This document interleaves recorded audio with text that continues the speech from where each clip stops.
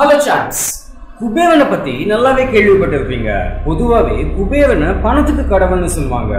ஆனா தன்னோட முன்ஜென்மத்துல ஒரு திருடனா மோசமான லைஃப வாழ்ந்தவன் தான் குபேரன்.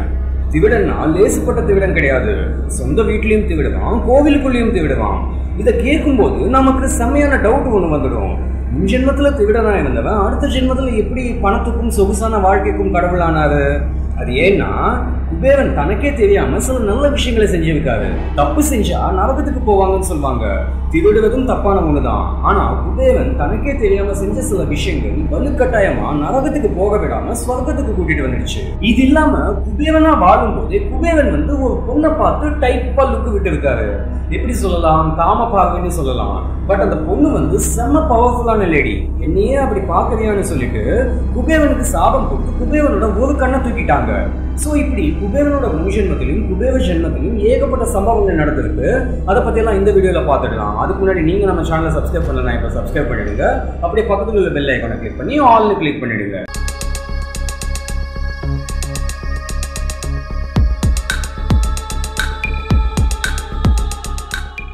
திருப்பதி வெங்கடேச பெருமாளோட கல்யாண செலவுகளுக்கு கடன் கொடுத்தவர் தான் குபேரன். கடன் வாங்கினா அதுக்கு வட்டி கொடுக்கணும் இல்லையா? இதுக்கு வட்டி எப்படி கொடுப்பீங்கன்னு பெருமாள் கிட்ட கேட்டப்போ பெருமாள் சொன்னாராம், கலியுகம் முடிவதற்கும் என்னோட பக்தர்கள் உனக்கு அந்த வட்டியை கொடுப்பாங்க அப்படின்னு. அதோட மீனிங் என்னன்னா, நாம காணிக்கை செலுத்தணும் இல்லையா, அதுதான் பெருமாள் வாங்கின கடனுக்கு வட்டி. பெருமாளுக்கே கடன் கொடுத்த அளவுக்கு குபேரன் வசதியானது காரணம் முன்ஜென்மத்துல நடந்த ஒரு சம்பவம். பர்சனலி எனக்கு இந்த முன்ஜென்மத்து மேல அவளை நம்பிக்கை எல்லாம் கிடையாது. பட் நான் ரிசர்ச் பண்ணதுல குபேரன் பணத்துக்கு கடவுளானதுக்கு 2 முன்ஜென்ம கதைகள் இருக்கு. ரெண்டுமே சிவனை பேஸ் பண்ண கதைகள் தான். ரெண்டுத்துல எது எக்ஸாக்டான ஸ்டோரின்னு தெரியல. பட் நான் ரெண்டுத்தையுமே எக்ஸ்பிளைன் பண்ணிடுறேன். முதல் ஸ்டோரி படி கோசலா நகரத்துல கிரிநாதான்னு சொல்லிட்டு ஒரு பிராமணன் வாழ்ந்துகிட்டு வந்தாரு. அந்த கிரிநாதன் வசதியான ஃபேமிலியை சேர்ந்தவர். எல்லாருக்கிட்டையும் நல்ல விதமா நடந்துக்கிறதுனால மக்கள் அவரை கிரிநாத தீட்சிதான்னு கூப்பிடுவாங்களாம். அந்த கிரிநாதனுக்கு ஒரு பையன், அந்த பையன் பேரு குணநிதி. பேரில் மட்டும்தான் குணமே இருக்கே தவிர கேரக்டர்ல சுத்தமா இல்ல. குணநிதி பெரியவனான பிறகு அவனுக்கு படிப்பு சொல்லி கொடுக்கணும்னா அப்பா கிரிநாதன் சுதீஷ்ணான்னு சொல்லப்படும் குருவோட குருகுலத்துல சேர்த்து விட்டாரு. அந்த சுதீஷ்ணாவுக்கு முக்தவள்ளின்னு சொல்லிட்டு ஒரு மனைவி. இங்க மேட்டர் என்னன்னா, இந்த குணநிதிக்கு படிப்பு சுத்தமா ஏறல. அந்த முக்தவள்ளி மேல பல்லான எண்ணங்கள் எல்லாம் வந்திருக்கு. அண்ட் ஃபைனலி அந்த முக்தவள்ளியை எப்படியோ கரெக்ட் பண்ணிட்டான். அவங்க 2 பேருக்குள்ள அந்த தப்பான ரிலேஷன்ஷிப் பயங்கரமா டெவலப் ஆகியிருக்கு. ஒரு கட்டத்துல என்ன ஆகுது, முக்தவள்ளி குணநிதியோட தான் வாழணும்னு டிசைட் பண்ணிட்டா. அதனால அவங்க 2 பேரும் சேர்ந்து சுதீஷ்ணாவுக்கு விஷம் கொடுத்துட்டாங்க. இவன் அந்த பொண்ணு முக்தவள்ளியை கூட்டிட்டு அவனோட வீட்டுக்கு வந்துட்டான். கிரிநாதனோட பாயிண்ட் ஆஃப் வியூல முக்தவள்ளி குருவோட மனைவி, அந்த ஆங்கிள் தான் பார்த்தாரு. அப்பதான் குணநிதி நடந்த எல்லாத்தையும் சொன்னான். அப்பா செம்ம டென்ஷன் ஆகி குணநிதியை கண்ணா பின்னாடி திட்டி தண்டிச்சிருக்காரு. பட் என்ன தண்டிச்சாலும் கடைசியில பெத்த புள்ளான்ற பாசம் இருக்கதான் செய்யும். பட் இந்த முக்தவள்ளி இருக்கா இல்லையா, அவளுக்கு இந்த வசதிகள் எல்லாம் பார்த்த உடனே ஆசை வந்துடுச்சு. இந்த குணநிதி குடிப்பான், திருடுவான், சூதாடுவான். சோ முக்தவள்ளி என்ன பண்ணா, குணநிதியோட அப்பா அம்மாவுக்கு விஷம் கொடுத்துட்டா. அண்ட் ஃபைனலி எல்லா சொத்து சுகங்களும் முக்தவள்ளியோட கைக்கு வந்துடுச்சு. இப்போ குடும்பத்தை வழிநடத்த யாருமே இல்லாததுனால குணநிதி இஷ்டத்துக்கு செலவு பண்ண ஆரம்பிச்சான். எக்கச்சக்கமா குடிப்பான், சூதாட்டத்துல பணத்தை வச்சு கடைசியில மொத்த சொத்தையும் இழந்துட்டான். இந்த குணநிதியையும் முக்தவள்ளியையும் ஊருக்குள்ள யாருக்குமே பிடிக்கல. அதனால ஊரை விட்டு ஒதுக்கி வச்சுட்டாங்க. அண்ட் கடைசியில இவங்க 2 பேரும் காட்டுக்குள்ள போய் வாழ ஆரம்பிச்சாங்க. காட்டுக்குள்ள போறவங்களையும் இந்த குணநிதி விட்டு வைக்கல. அவங்க கிட்ட வழிப்பறி பண்றது, இப்படி எல்லா வேலைகளும் செஞ்சுக்கிட்டு தான் வந்தான். ஒரு கட்டத்துல முக்தவள்ளி இறந்து போயிட்டா. இவனுக்கும் வயசாகி போய் ஒரு மாசத்துக்கு கீழே படுத்துக்கிட்டு அப்படியே செத்து போயிட்டான். இந்த கதையெல்லாம் கேட்ட பிறகு நமக்கு என்ன தோணும்னா, குணநிதி தன்னோட வாழ்க்கை முழுக்க பாவங்கள் மட்டும்தான் பண்ணிருக்கான். பாவம் பண்ணா நரகத்துக்கு போகணும். சோ யமலோகத்துல இருந்து யமதூதர்கள் இவனை புடிச்சுக்கிட்டு போக வந்தாங்க. அதே சமயம் சிவன் கிட்ட சிவதூதர்கள் இவனை ஸ்வர்கலோகத்துக்கு தான் கூட்டிட்டு போகணும்னு சொன்னாங்க.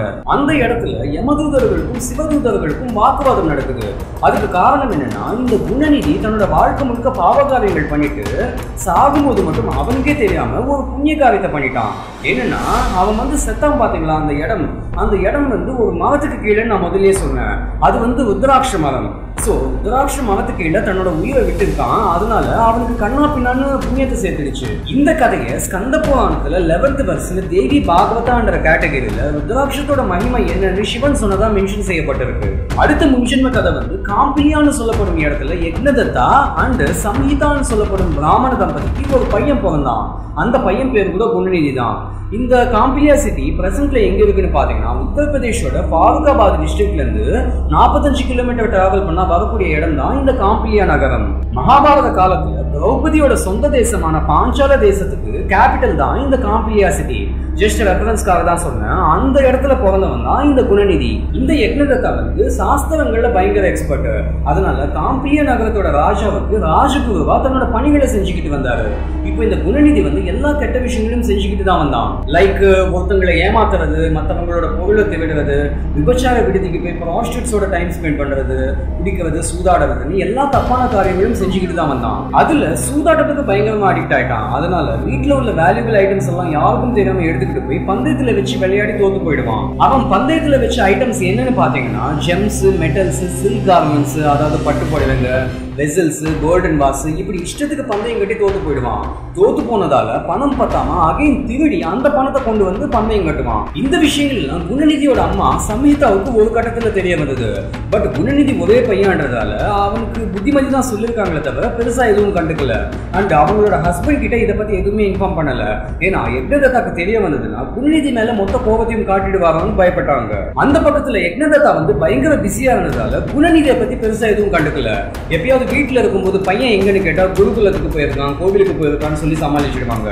சோ குணநிதி எந்த கண்டிஷனும் இல்லாம எல்லா தப்பான செயல்களையும் செஞ்சுக்கிட்டு தான் வந்தான். காபிலியம் நாட்டு ராஜா வந்து டைமண்ட் ரிங் ஒண்ணு யக்னதத்தாக்கு கிஃப்டா கொடுத்திருக்காரு. இந்த குணநிதி அதையும் எடுத்துக்கிட்டு போய் பந்தயம் கட்டி தோத்து போயிடுவான். அந்த மோதிரத்தை ஜெயிச்சவன் இருக்கான் பாத்தீங்களா, அந்த பையனை யக்னதத்தா வந்து கையும் களவுமா பிடிச்சிடுவாரு. இந்த மோதிரம் உங்ககிட்ட எப்படி வந்ததுன்னு கேட்டப்போ அவன் குணநிதியை பத்தின எல்லா விஷயத்தையும் எடுத்து விட்டுடுவான். சொந்த வீட்டுல தேடி, அடுத்தவன் வீட்டுல தேடி, குடிக்கிறதுல இருந்து விபச்சார விடுதிக்கு போகிற வரைக்கும் எல்லாத்தையும் சொல்லி விட்டுடுவான். யக்னதத்தா செம்ம டென்ஷன் ஆகி வீட்டுக்கு போய் தன்னோட மனைவி சமீதா கிட்ட இதை பத்தி எல்லாம் கேட்டப்போ அவங்க எல்லாத்தையும் மனசுதான் ஒத்துப்பாங்க. அப்பாவுக்கு இந்த விஷயம் எல்லாம் தெரிஞ்சு போச்சுன்னு குணநிதிக்கு இன்ஃபர்மேஷன் வந்துடுச்சு. அதனால அவன் வீட்டுக்கு போக ரெடியாவே இல்லை. அதனால அவனோட ஃப்ரெண்ட்ஸ் வீட்டுக்கு போய் நான் அவங்களோட வீட்டுல தங்கிக்கிறேன் அப்படின்னு சொல்லி கேட்பான். பட் அந்த பசங்களோட அப்பா அம்மாக்கு இவனோட கேரக்டர் எப்படிப்பட்டதுன்னு நல்லாவே தெரியும். அதனால யாருமே குணநிதியை அவங்களோட வீட்டுல தங்க வச்சுக்க அலோவ் பண்ணல. இப்போ நைட் ஆயிடுச்சு, எங்க போய் தங்குறதுன்னு தெரியாம கௌதமி நதியை தாண்டி பக்கத்து ஊருக்கு போயிட்டான். கௌதமி நதியா? அப்படி ஒரு நதியை கேள்விப்பட்டதே இல்லையேடா. கௌதமி என்ற பேர்ல நதி எல்லாமா இருக்கு அப்படின்னு நம்மள பல பேருக்கு தோணும். சோ குழப்பம் வேணாம். இந்த கோதாவரி நதி இருக்கு பாத்தீங்களா, அந்த கோதாவரி நதி ரெண்டு மிகப்பெரிய நதியா டிவைட் ஆகுது. ஒன்று வந்து கௌதமி கோதாவரி, இன்னொன்று வந்து வசிஷ்ட கோதாவரி. அந்த கௌதமி கோதாவரி தான் இந்த கௌதமி நதி. இந்த கதையில மிக முக்கியமான விஷயம் என்னன்னா, இந்த சம்பவம் எல்லாம் நடந்த நாள் வந்து மகாசிவராத்திரி அன்னைக்கு. இவன் அந்த ஊருக்கு போய் எங்க போகுதுன்னு தெரியாம ஒரு சிவன் கோவிலுக்குள்ள போயிருக்கான். இவனுக்கு செம்ம பசி. ஆனா அந்த கோவில்ல கூட்டம் ஜாஸ்தியா இருந்தது. சன்னதிக்குள்ள பிரசாதம், பலகாரம் எல்லாம் இருக்கு. இவனுக்கு திருடி சாப்பிடணும்னு ஆசை.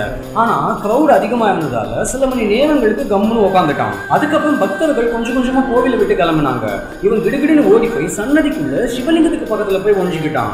ஆனா சன்னதிக்குள்ள தீபங்கள் எல்லாம் அணிஞ்சு போயிருந்தது. அதனால இவனோட துணியை கிழிச்சு அதுல எண்ணெய் தடவி அங்கிருந்து பத்தி பெட்டியை எடுத்து தீபத்தை ஏற்றி எதிரில பார்த்தா அங்க ஃபுல்லா பலகாரங்கள் தான் இருந்தது. முடிஞ்ச வரைக்கும் என்னென்ன வேணுமோ எடுத்துக்கிட்டு முதல்ல கோவிலை விட்டு வெளியில போயிடணும்னு ஒழிஞ்சுக்கிட்டே போகும்போது அந்த வழியில ஒரு வயசான பக்தனை படுத்துக்கிட்டு இருந்தாரு. அவரோட கால் தடிக்கு ஸ்லிப் ஆகி நந்தி பகவான் மேல விழுந்து மண்டையை உடைச்சுக்கிட்டு குணநிதி ஆன் ஸ்பாட்லயே இறந்து போயிட்டான். இந்த எல்லா ஆக்டிவிட்டிலையும் குணநிதி அவனுக்கே தெரியாம சில விஷயங்களை செஞ்சிருக்கான்.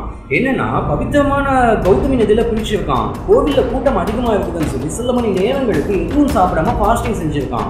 சன்னதிக்குள்ள தன்னோட வஸ்திரத்தை கிழிச்சு தீபம் ஏற்றிருக்கான். அண்ட் கால் தடுக்கி நந்தி பகவான் மேல மோதி கொடிஸ்தம்பத்தாண்ட வந்து விழுந்திருக்கான்.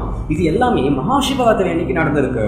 அண்ட் அதே மகாசிவராத்திரி அன்னைக்கு குணநிதி அவனோட உயிரை விட்டு இருக்கான். கெட்ட எண்ணம் கொண்டவன் அவனுக்கே தெரியாம சில புண்ணிய காரியங்களை செஞ்சிட்டான். இந்த கதையெல்லாம் சிவபுராணத்துல மென்ஷன் செய்யப்பட்டிருக்கு.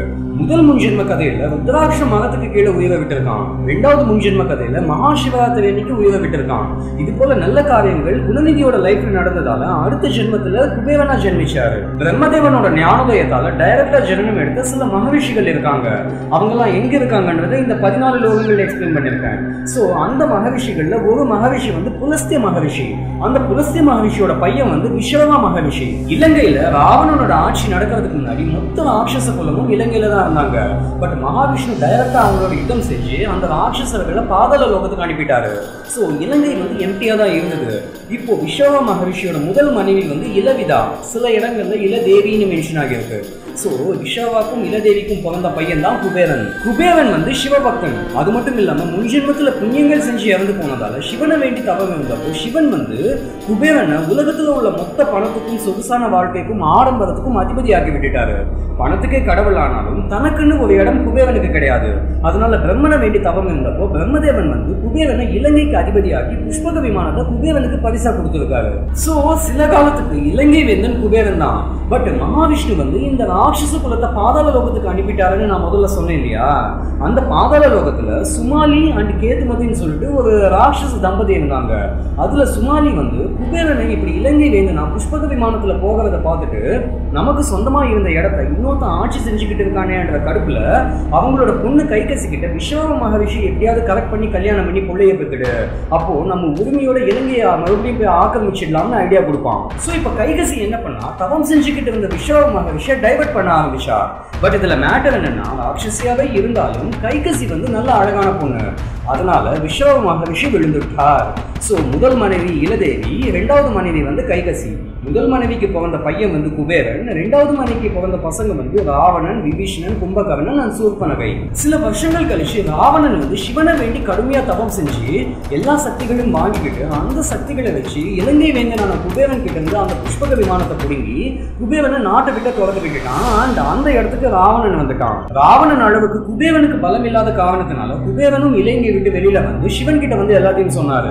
சோ சிவன் என்ன பண்ணாரு, தன்னோட கைலாசத்துக்கு பக்கத்திலேயே இருக்கும் அலக்காபுரின்னு சொல்லப்படும் இடத்தை குபேரனுக்கு கொடுத்துட்டாரு. அந்த இடம் வந்து கம்ப்ளீட்டா தங்கங்கள், வைரங்கள், மாணிக்கங்கள் நிறைஞ்ச இடம்.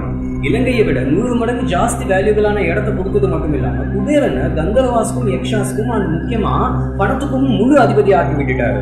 சோ அலக்காபுரி இடத்தை ஆட்சி செஞ்சுக்கிட்டு வந்த குபேரன் முதல் தடவை கைலாசத்துக்கு போனப்போ அங்க சிவனோட தோல் மேல பார்வதி தேவி இப்படி சாஞ்சிக்கிட்டு இருந்திருக்காங்க. அதை பார்த்த குபேரனுக்கு அது பார்வதி தேவின்னு தெரியல. யாரு இந்த பொண்ணு, சிவனோட இவ்வளவு க்ளோஸா உட்காந்துட்டு இருக்காங்களே, நம்மளை விட சிவனுக்கு மிகப்பெரிய பக்தி இருக்க முடியுமா என்ன? சோ சிவனா இருந்தாலும் கடைசியில ஒரு பெண்ணுக்கு கட்டுப்பட்டுடுவாங்களோ அப்படின்னு யோசிச்சுக்கிட்டு பார்வதி தேவியை கொஞ்சம் காம பார்வையோட பார்த்துருக்கான். இமீடியட்டா செம டென்ஷனான பார்வதி தேவி என்னையே தப்பா பார்க்கலையான்னு சொல்லிட்டு குபேரனோட ஒரு கண்ணை தட்டி தூக்கிட்டாங்க. அப்போ சிவன் சொல்வாரு, பார்வதி, குபேரன் வந்து என்னோட பக்தன், நமக்கு பையன் மாதிரி. எனக்கு பக்கத்துல உன் அளவுக்கு அவனால எப்பவும் இருக்க முடியலையேன்ற ஏக்கத்துல உன்னை அப்படி பார்த்துருப்பான். அதனால கொடுத்த சாபத்தை பின்வாங்கிடு அப்படின்னு சொல்வாரு.